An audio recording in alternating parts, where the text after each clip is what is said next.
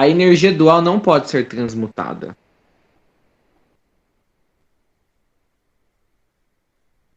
A energia dual não pode ser transmutada. Nunca vi alguém que conseguiu.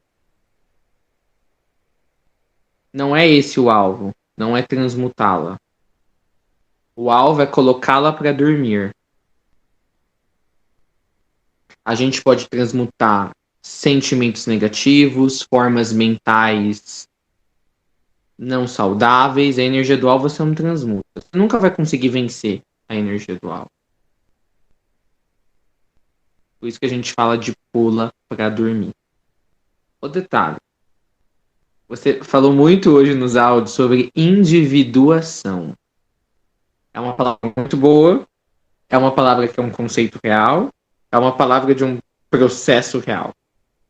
Mas a ascensão é um processo de singularização, não individuação. Porque, querendo ou não, hoje você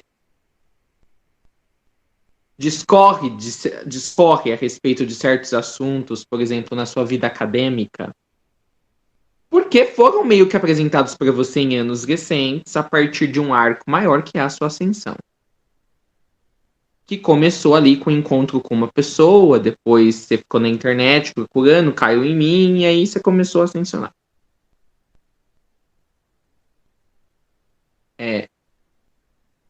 Então, desse ponto de vista do aspecto ascensional, que é o único que lhe deve interessar, não é que você não vai entreter outros. Note que há uma diferença. Você pode e deve entreter outros pontos de vista, desde que o único que te interessa no fim do dia é o ascensional. Não é um processo de individuação, é um processo de desindividuação. Você está saindo do indivíduo para o germe maior da vida, que é a alma. Não é um único indivíduo. Ela é um tecido, ela é uma malha de muitos indivíduos. Então não é preciso uma individuação, porque a individuação já existe, ela já está completa. Se tornar quem você é, porque você nunca deixou de ser quem você realmente é. Você pode apenas se lembrar de quem você sempre é. A energia dual não pode ser transmutada. Se ela só pode ser apagada, é apagada no sentido de ser posta para dormir, e a única maneira descoberta até hoje de colocá-la para dormir é, primeiro, sempre estar alerta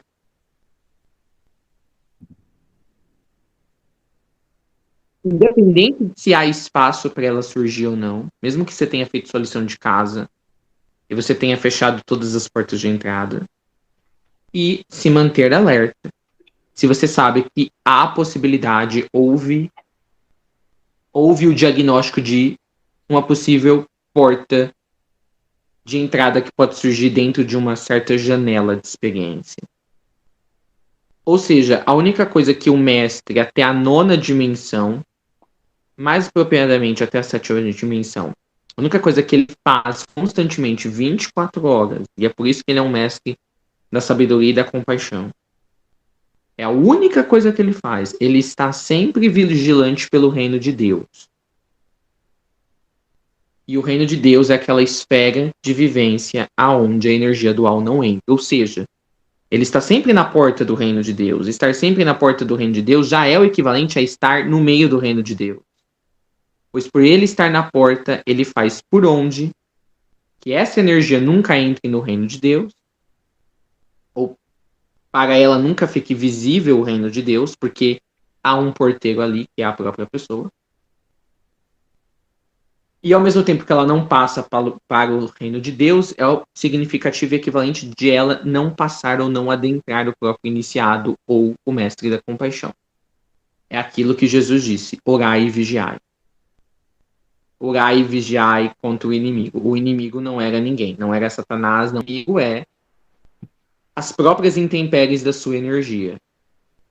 quando estas ganham ciência de que elas têm um escopo de autoconsciência dentro de uma autoconsciência maior. É quando níveis da autoconsciência que nós somos descobrem em si mesmos de que são autoconscientes. E se esses níveis são níveis que estão muito linkados a uma certa densidade, por exemplo, uma densidade como esta física, onde a entropia, a lei de Murphy e outras coisas imperam, essa autoconsciência, quando ela se autorreconhece, ela vai se identificar imediatamente com a primeira manifestação dela que ela observa de si mesma, sobre si mesma e em si mesma, que são intempéries, que é a impermanência, que é o rugido do mar. Aqui eu estou usando outro conceito teosófico. O rugido do mar. No livro do Apocalipse, fala sobre o rugido do mar, das massas do mar. É isso. Então,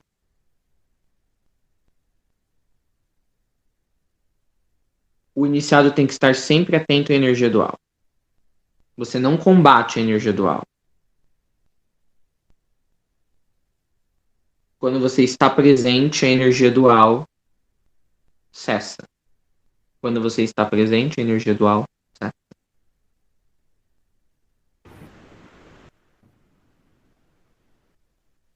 Com isso... Ai, que bom que você está gravando. Eu vou querer essa gravação depois.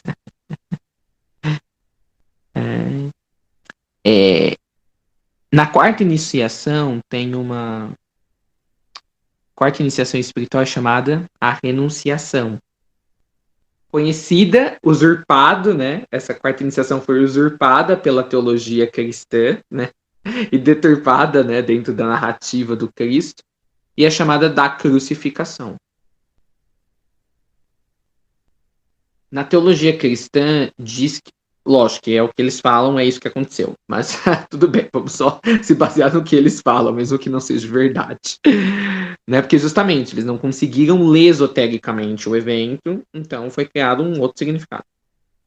Eles dizem que Jesus pregou na estaca os pecados do mundo inteiro. Obviamente, que Jesus, um homem, morreu por todos os homens. Mas o que de fato aconteceu, Jesus não pregou os pecados de ninguém ali. Jesus renunciou, por isso que ali é a quarta iniciação, ele renunciou ao mundo da matéria. E ao renunciar ao mundo da matéria, ele renunciou tudo que vem com ele. Os desejos, os interesses da matéria, tudo que define esse mundo muito claramente pelo que ele é. E ele renunciou ao governante deste mundo, que é a energia dual. Então ali o que Jesus prega na estaca é qualquer chance futura da energia dual poder dominar e governar sobre ele. É quando ele de fato se torna mestre de si. Então, como ele renuncia ao mundo da forma, ele transmuta os três mundos inferiores, aonde a energia dual impera. Então é isso que ele prega na estaca, não é a salvação de uma humanidade pecadora, não é ele ser um mártir, não. O que ele prega na estaca é qualquer contato futuro com o mundo da forma. É se liberar das próprias energias que o mantinham preso nos três chakras inferiores.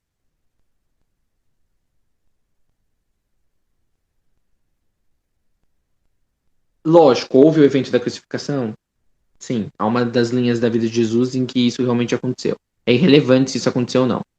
Mas a questão é, mesmo se aconteceu como um evento histórico, hoje nenhum historiador, nenhum pesquisador de respeito nega de que Jesus foi uma figura histórica, real. Eles não negam, não há como negar. O que se nega, o que se questiona é o quanto do que está na Bíblia realmente aconteceu daquele jeito, ou como aconteceu, ou O quanto dali é verdade, o quanto é mito, o quanto que é uma mistura, o quanto que a gente não vai entrar nesse quesito. Mas o que nos importa aqui é, na verdade, a crucificação de Jesus foi algo mais esotérico do que, de fato, a relevância dela sendo como o evento físico, né? De um criminoso no Império Romano recebendo a morte mais horrorosa que existia na época. O que importa é você não... para você transcender o mundo da forma, você não precisa necessariamente sair do mundo da forma. Na história de Jesus acontece assim, ele sai do mundo da forma. Você transcende o mundo da forma se você transcende as suas energias associadas com a forma. Essa é a renunciação. Quais são as energias associadas com a forma? A chamada da filha da puta da energia dual.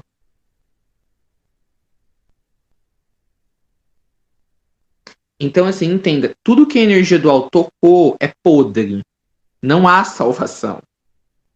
Já é o reino dela, é permanentemente o reino dela.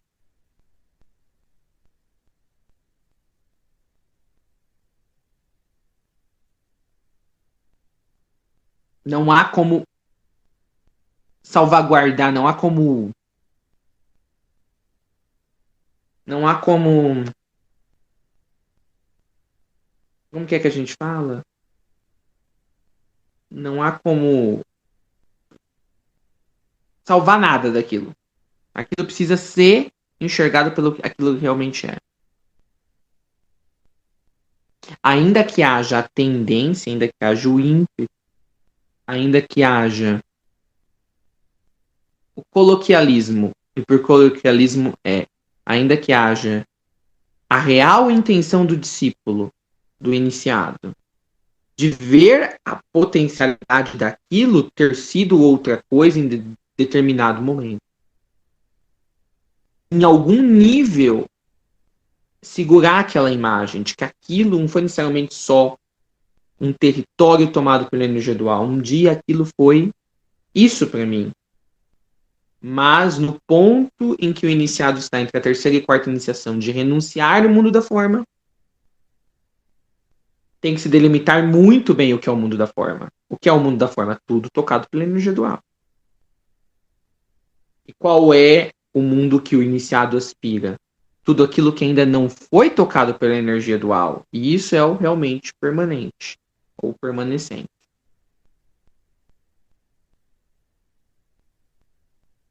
Água e óleo não se misturam.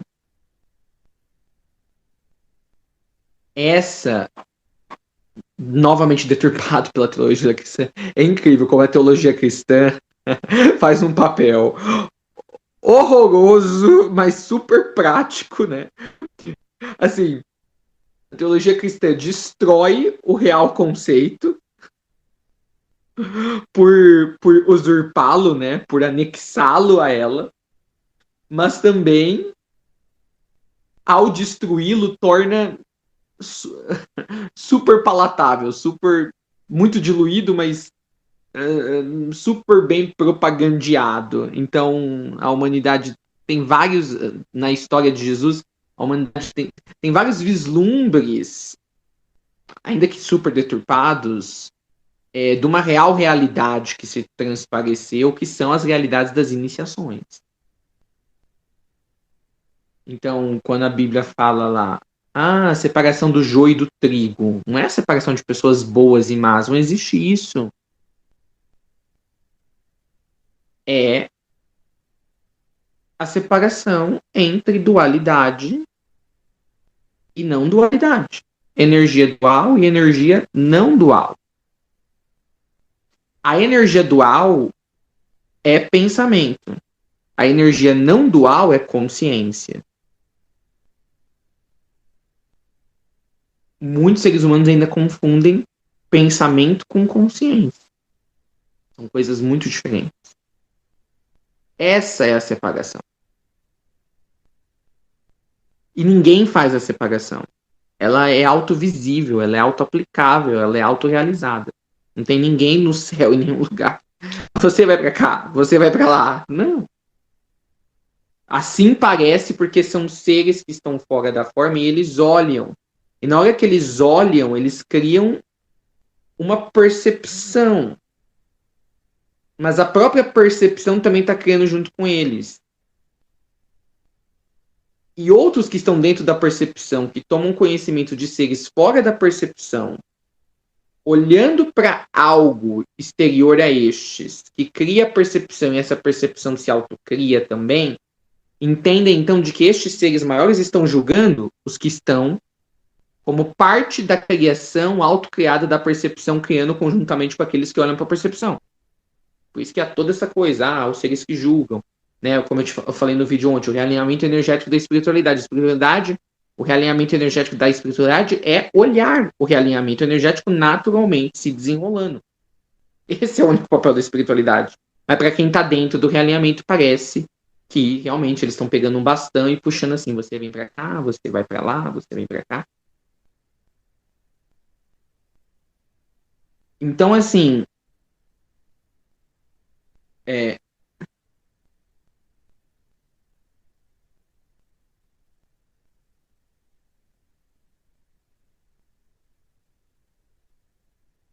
eu te pergunto agora, há apenas 2 reinos. Um reino é um tipo de inteligência artificial, que no fundo não é uma inteligência, é energia dual. E o outro reino é o reino da real inspiração, da real intuição, da real criação, que é o reino da consciência. O discípulo que quiser trilhar de um para o outro precisa renunciar todo o pensamento. Quando ele renuncia todo o pensamento, ele acessa o mundo do real pensamento. E só então ele percebe que o primeiro nunca o foga. Foi foi qualiado, né? Foi qualitativizado como sendo o mundo do pensamento, mas não é. Mas ele só percebe quando ele cruza. Aí ele vê. E aí ele fica feliz de que ele abriu mão do primeiro.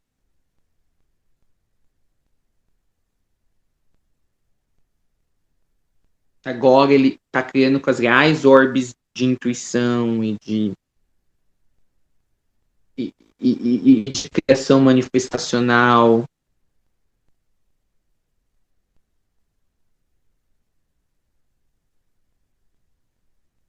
Então, assim, a minha revolta, hoje de manhã, a minha revolta não é com você, é com a energia do uau personificando-se, exorcizando você. É você que precisa exorcizá-la, que é a quarta iniciação.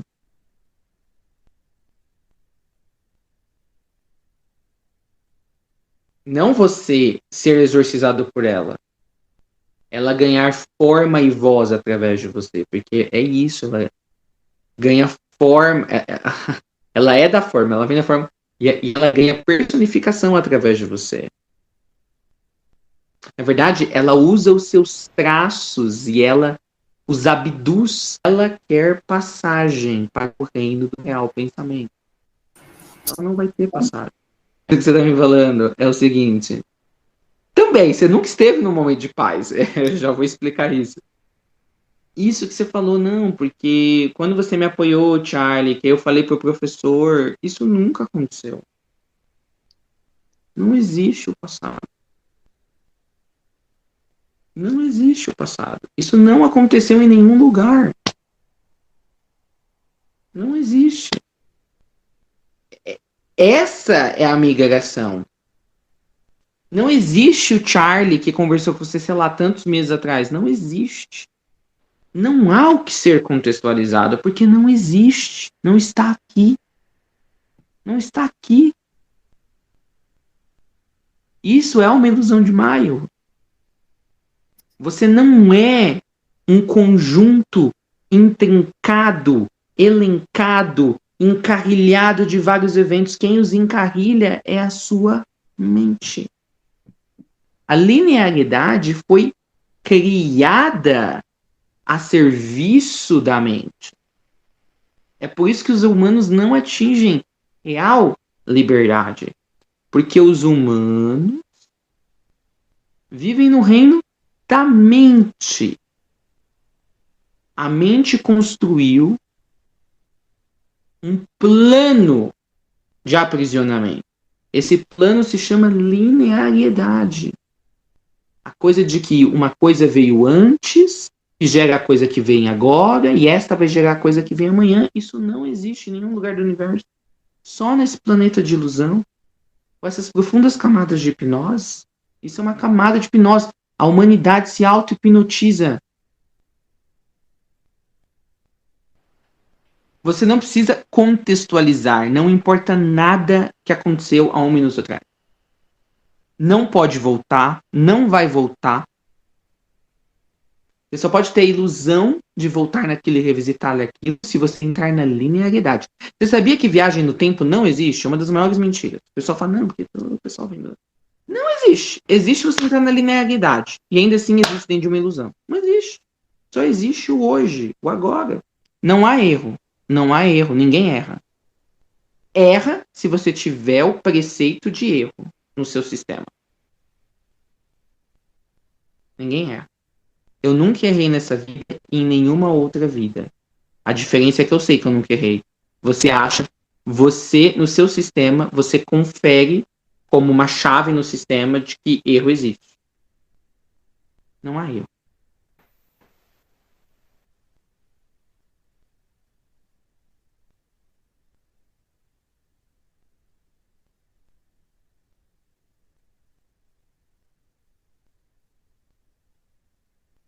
Você ainda fala de cuidado, você ainda fala de medo, você ainda fala de preocupação. É tudo o ramo da energia dual. É tudo o ramo da energia dual. Necessário é uma renunciação. Porque tudo isso que você está falando só tem valor e peso se você ainda se insere e se enxerga inserida no mundo da forma. E se você se vê inserida no mundo da forma, obviamente, você está sujeita às movimentações emanciais do mundo da forma. O iniciado que trouxer a mente ao invés do coração, na balança do cérebro, na frente do deus da morte egípcio, será devorado. A única passagem de troca para ele é apresentar o coração. Se realmente fosse de fácil todo mundo se tornar Deus, isso seria feito a todo momento nesse planeta. Você acha que o caminho para você, entre aspas, se tornar Deus é um caminho fácil? Você acha que vai ser entregado de bandeja para você, porque você é uma pessoa muito estudiosa, que você é uma pessoa muito dedicada no plano físico, que você é todas essas coisas maravilhosas que você de fato é? Você acha que vai ser entregado assim para você? Sabe por que é cheio de metáforas? Sabe por que Jesus, ele era o cara das metáforas? Porque o caminho é um caminho da metáfora, não é um caminho da forma, minha linda. No terrestre, nós temos alegorias, é diferente. Alegorias alçadas à categoria de metáfora. No mundo da alma, nós temos metáforas. O mestre da compaixão, ele fala em metáforas. Os puros não passarão. O caminho do Bodhisattva. O caminho não vai se dobrar diante de você. Você tem que se dobrar diante do caminho. Não será mais fácil para você do que foi para o Buda. Não será mais fácil para você do que foi para Jesus. Não será mais fácil para você do que foi para um Ennio Morricone. Não será mais... Não será. Então para de resistir. Para de você tentar fazer o caminho querer se dobrar você. Não há como fugir. Não há como você se esconder do seu Deus pessoal. Você pode descer no inferno, lá ele estará. Você pode subir para o mais alto céu, lá ele estará. Você pode se esconder, se chafurdar em todos os seus projetos, lá ele estará.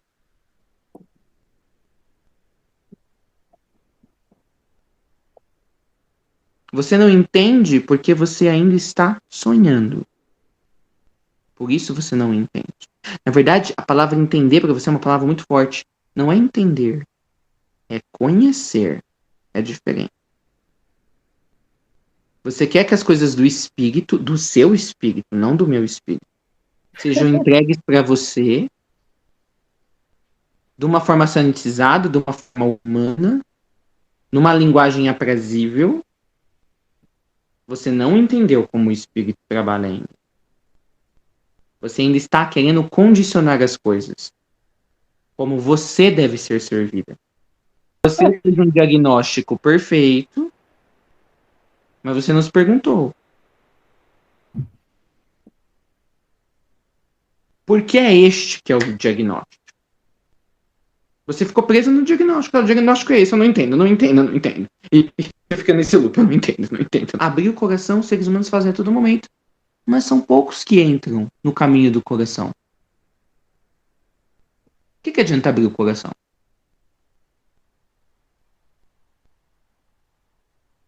Vamos falar exatamente o que você aqui.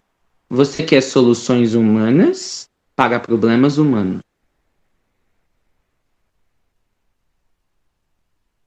É isso que você veio buscar de mim.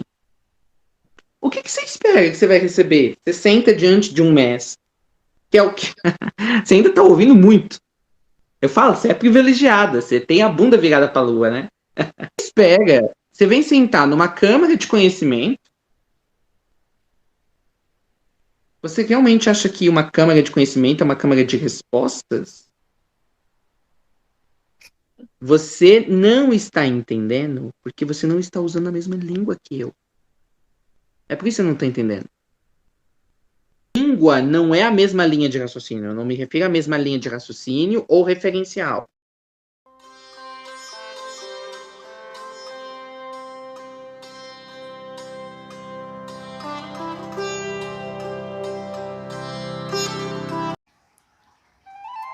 Há muitas maravilhas na Terra, e a maioria de vocês, vez por outra, as aproveitam. Mas, cedo ou mais tarde em suas vidas, algo profundamente doloroso acontece. E a partir daquele momento, vocês perdem de vista todos os momentos significativos que já tiveram e que ainda poderiam continuar a ter enquanto vivendo no planeta. Não raro esse evento doloroso é um abuso sexual, um abuso moral, um abuso psíquico, um abuso mental ou uma combinação destes primeiros. Muitos de vocês carregam essas feridas por uma encarnação inteira e procuram um culpado para justificar por que as atravessaram em primeiro lugar. Mas agora, em 2022, é hora de deixar essas memórias pesadas, essas lembranças inconvenientes, essas feridas para trás. É através dessas experiências profundamente definidoras e que lhe calejaram que algo que chamamos de o vírus da energia sexual, também taxado no plano espiritual de Cabamba, se prolifera. Por isso, em março, uma vivência de 3 dias online os ajudará a se liberar de uma vez por todas das feridas causadas por esses eventos em suas vidas e a como lidar e liberar de uma vez por todas esse vírus que é o grande responsável, em certo sentido, pelos grandes desequilíbrios que existem nesse planeta. Nesta vivência, você descobrirá como esse desequilíbrio chegou à Terra num passado muito longínquo. Como esse desequilíbrio se relaciona com os dois grandes arquétipos universais, do feminino e do masculino, também chamados de Ísis e Adão. Como o que aconteceu na queda de Atlântida foi definitivo para que esse vírus continuasse a se proliferar no planeta até os dias de hoje. E como você pode contra-atacar ou resolver a influência desagradável e desnecessária que esse vírus invisível tem em suas vidas.